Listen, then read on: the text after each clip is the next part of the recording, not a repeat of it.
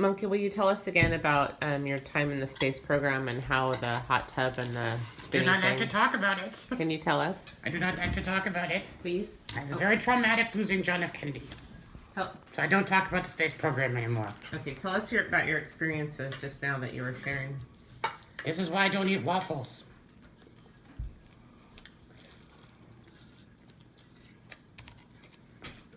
No, don't waffles. Because when I eat the waffles, then I get the maple syrup on my fur. Then take me downstairs and they put me There's that's a lot. in the hot tub wash machine, which is not so bad. And they put you in, and it goes, and it's nice and warm and soapy and fuzzy, and I get, oh, nice and clean. Then I go in the vomitorium. Whereas they put you inside, yeah, close the door, which is like flashback to when I was in the NASA space program in the 1960s. John F. Kennedy, good guy, let me tell you. Anyways, I digress. And they put you in that machine, and they turn it on, and it was, and then I barf everywhere.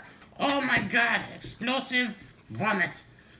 Oh, and then back into The hot tub washing machine to get all the barf off.